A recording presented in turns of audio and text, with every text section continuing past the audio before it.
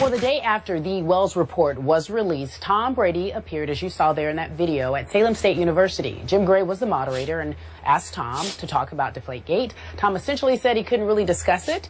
It wasn't the issue then, but according to the Boston Globe, the Patriots quarterback was paid $170,000 for speaking at the university. The latest on that, Stephen A. Your reaction now that you know this news? Well, my reaction is, listen, before I say anything else, let's keep in mind that this paid appearance for this speaking engagement at Salem State University with Jim Gray, it was agreed upon long before the suspension was handed down by Roger Goodell and Troy Vincent. So we understand that in that regard, one has nothing to do with the other. It's not like it was afterwards and he agreed to show up at Salem State. It was beforehand that he agreed to do this. So we understand that. It just made me chuckle a little bit, Skip, because here is a guy that had as close to an impeccable reputation as you can find in sports annals. Okay, he's Tom Brady. I mean, he's the guy, the great looks, the rings, the great, the Hall of Fame credentials, the supermodel wife, just an impeccable reputation, completely unscathed as far as I'm concerned. And somehow, some way, you're getting called a liar and a cheater and what have you. And the only time we've heard from you at all is when you're being paid $170,000. Again, the paid appearance per se doesn't have anything to do with it because I know it was prior.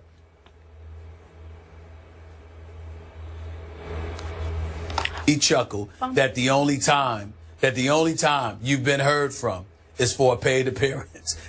We've never heard from you at any other time throughout this whole ordeal. That's all I'm saying. So, do you have an issue that he was paid $170,000 to speak at Salem State University? Absolutely not. I just don't think that's the only time we should have heard from him since all of this. I don't think that's the only time. I think that it would have been nice for him, again, and I know you disagree with this because that's you, but I just wish that it's somehow, some way we would have heard from him in some other capacity where someone other than Jim Gray for a paid appearance wasn't the one asking him questions about Deflategate since the suspension. For that to be the only time we've heard from him, it just makes me chuckle. Okay. So now you're using this latest report that he did get paid $170,000 to make this appearance to take another shot, even a chuckling shot, at Tom Brady, and you're forcing me to reiterate to you, Stephen A. Smith, that Tom Brady is not Stephen A. Smith. He's not built the way you are. You would have immediately fired back at your critics. If they had called you a liar and a cheater, you'd say, hell no, I'm not a liar and a cheater. Tom Brady wants to let his actions speak louder than his words. But the mere fact that he has not spoken much, just a little bit there at Salem State University, that's no admission of guilt on his part. He's going to let his actions scream for him, and I think they already are screaming for him because clearly he is appealing, even though his owner sold him out and left him a little bit high and dry and said, I back off, I cease and desist, I wave the white flag here. Tom Brady's appeal will be heard in about 5 days from today. And if that fails, in Tom Brady's view, he has assembled a great legal team, and he's going to take this to court. So A and B, appeal and maybe some court action here, strongly suggests that Tom Brady is firing back at his critics. That's saying in and of itself, I am not a liar and a cheater.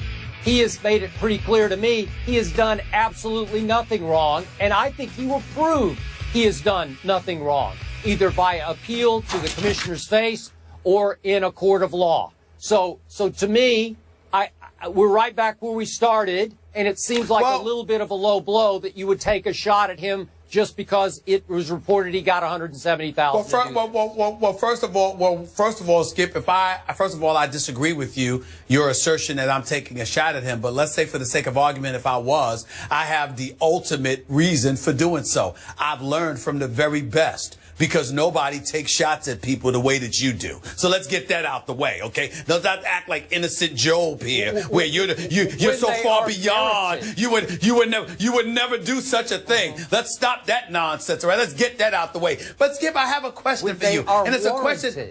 Whatever. Okay, let me ask you this question, because I've never asked you this before. But Skip, as you were going through your little soliloquy right there, something popped into my head that hasn't before, and I must ask you this question.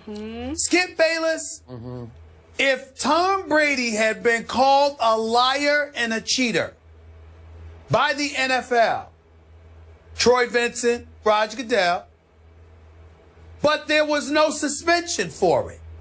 We believe you lied, but we're going to move beyond this. Let's just move on. Okay, the Patriots are going to get their fine. They're going to get their $1 million fine. They're going to get their 2015 and 2016 picks, first and fourth round respectively, confiscated. But you specifically, Tom Brady, we're not going to suspend you.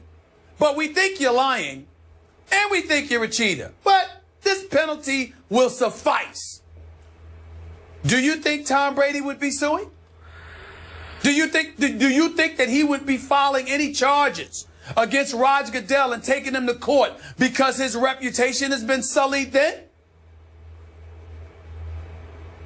Well, that's a bogus hypothetical, because clearly if they're accusing him of lying and cheating, they're going to have to suspend him. And I thought they came down hard on him. So how can I deal with the hypothetical? Well, I guess what I'm saying for 4 games. All right, I guess what I'm saying to you is the issue is that he's suspended and he doesn't feel that he should play, that he should miss games.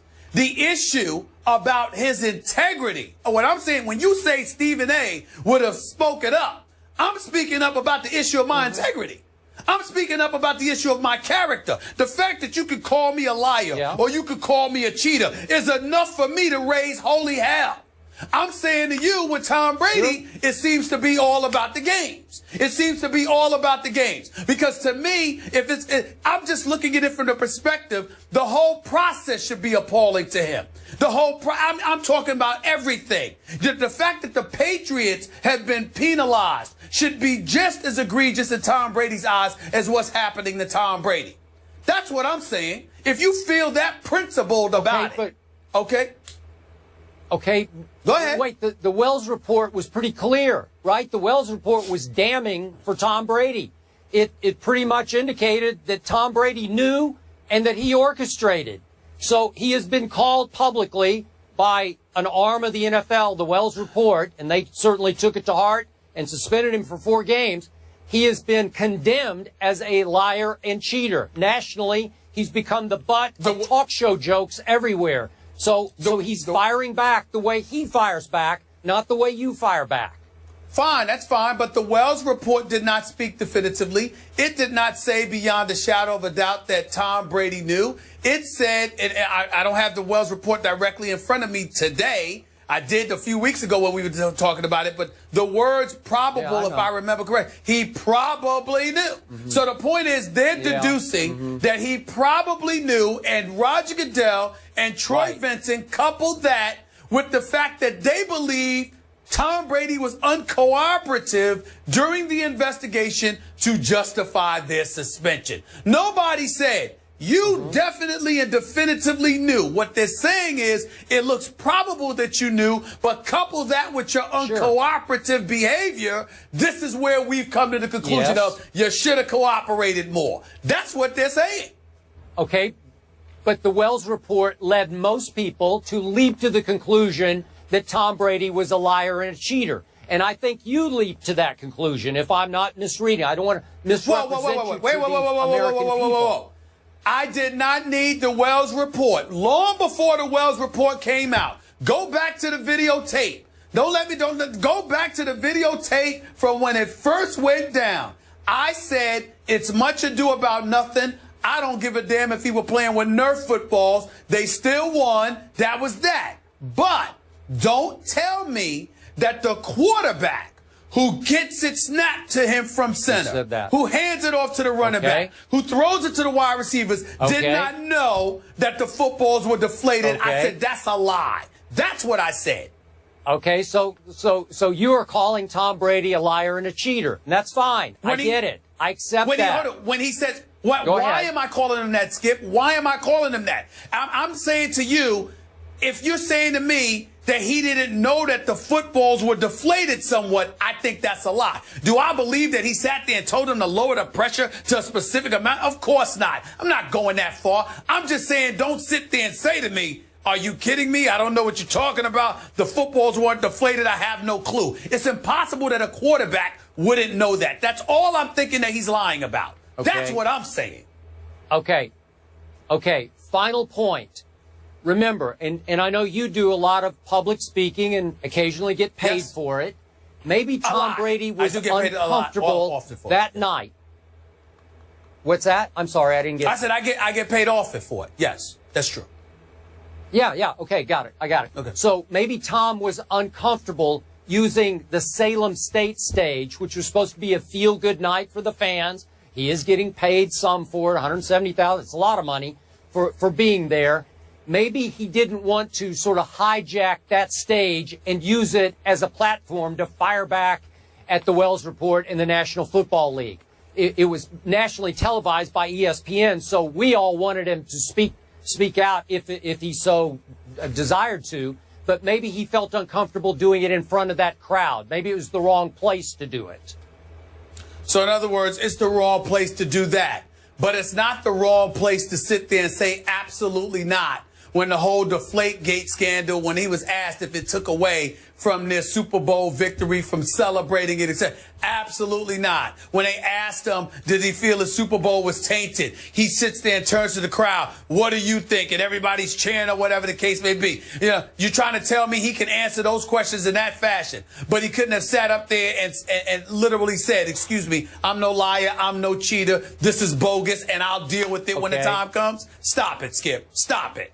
Okay, he did allow Jim Gray, who's a pretty tough interviewer, to grill him and grill him some more in front of those folks. And after a while, as tight-lipped as Tom Brady was, he did have that response to the fans at the end. So I don't have any problem with it, nor do I have a problem with Tom letting his actions now speak far more loudly than his words.